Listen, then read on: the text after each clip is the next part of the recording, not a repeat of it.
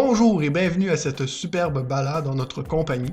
J'espère que vous allez avoir du plaisir à regarder cette superbe vidéo, parce que nous, on a eu vraiment beaucoup de plaisir à faire ce montage. Alors, bonne balade à tous.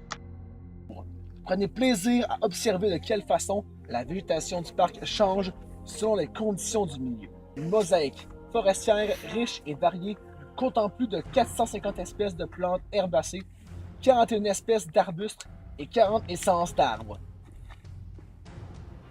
Un petit oiseau forestier spectaculaire. La paruline à gorge orangée, qualité de paruline des forêts d'épinettes. Le mâle possède un plumage éclatant et varié qui nous aidera à le reconnaître facilement. Une gorge orangée, un dos et des joues noires, ainsi qu'une large tache blanche sur les ailes.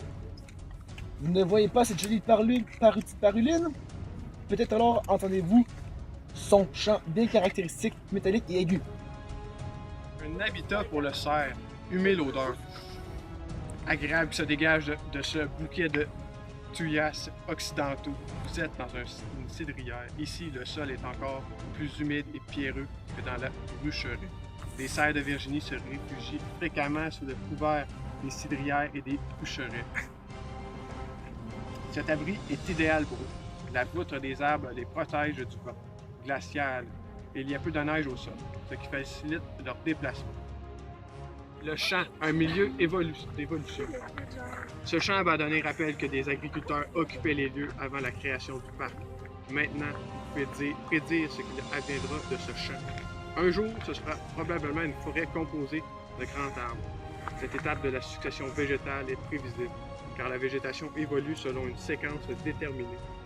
Voici à quoi le champ de l'arrêt précédemment pourrait ressembler en termes de la succession végétale. C'est le peuplement typique du parc, l'érablière à tilleuls. L'érable à sucre y règne en maître. C'est l'essence la plus abondante. Elle influence la vie de tous les animaux et plantes vivant dans cette forêt. Ce géant exerce sa domination surtout par son feuillage dense qui bloque les rayons du soleil en été. Seuls les petits semis d'érable peuvent pousser à l'ombre de leurs parents. Et encore, ils ne survivront que si un érable mature tombe. La buse à épaulettes est considérée comme une espèce dite parapluie. À ce titre, elle présente des besoins écologiques bien précis. En préservant son habitat, on protège les autres espèces qui partagent le même milieu de vie. C'est pourquoi la nidification de cet oiseau est suivie de près par les grands parcs.